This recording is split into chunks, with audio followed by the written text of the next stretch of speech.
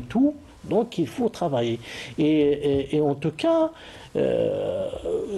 aujourd'hui, c'est plus une contrainte. Parce que le produit algérien sera taxé, il y a la taxe carbone. Oui. Ah oui, donc c'est une contrainte C'est-à-dire quand que on nous n'avons exporte. pas le choix, On nous n'a pas sommes le choix. obligés de... Hicham Bab Ahmed, j'aimerais aussi écouter votre avis sur la question de ce besoin d'aller vers cette transition énergétique. On en parle régulièrement. Est-ce qu'aujourd'hui, il faut continuer, il fallait, comme le dit M. Achir, nous n'avons plus le choix, nous sommes obligés d'y aller. Oui, alors je rebondis sur la question des logements. Oui. J'aimerais attirer l'attention des pouvoirs publics, parce qu'il y a des spécialistes dans le domaine, je ne suis pas spécialiste, mais sur la construction avec isolation thermique, qui est très importante, que ce soit au nord qu'au sud d'Algérie. Parce qu'on est en train de perdre de l'énergie à cause des constructions. Beaucoup de constructions. Proposer que ça devienne une norme. C'est une nécessité. Oui. On est en train de perdre l'énergie. On a des cloisons, enfin, je ne suis pas technicien dans le domaine, mais des cloisons au niveau du sud, où il fait 50 degrés à l'ombre. Et du coup, donc, alors que culturellement parlant, on pouvait s'imprégner, rajouter oui. Les constructions comme culturellement parlant avec isolation, oui. ce qui se fait à ce qui se fait déjà par exemple. Depuis, donc, oui. On n'avait qu'à copier. Et donc, la climatisation est obligatoire. On ne peut pas regarder, mais j'aurais aimé voir un climatiseur par maison parce qu'il y a une isolation. Ça, c'est un exemple. Parmi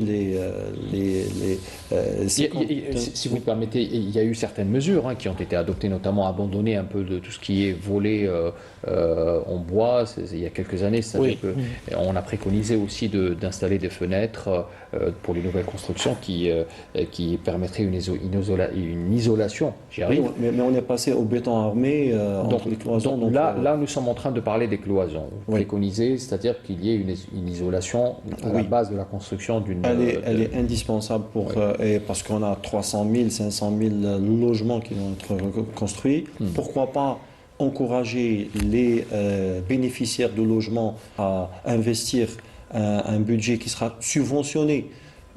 Ce n'est pas grave de subventionner ce genre de choses. Subventionner par l'État une isolation.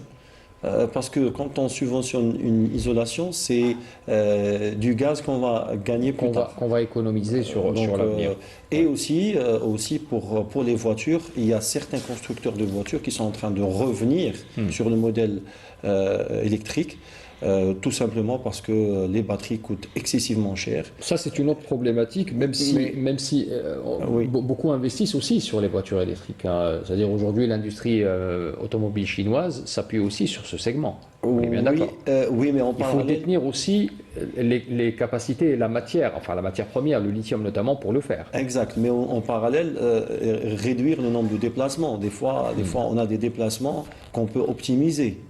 Ça, c'est indispensable et je reviens sur la numérisation. Donc des fois on fait des déplacements souvent ou alors inutiles. Et en parallèle encourager le transport public via le train. On a des projets sur la loi de finances 2026. Le tramway, le train, etc. Donc plus on encourage ce genre de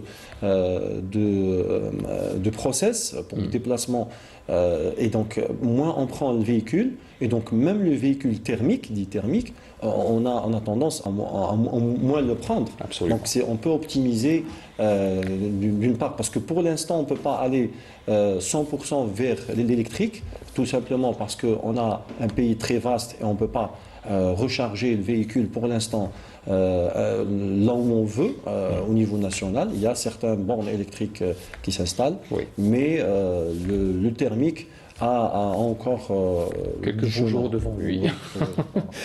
Mohamed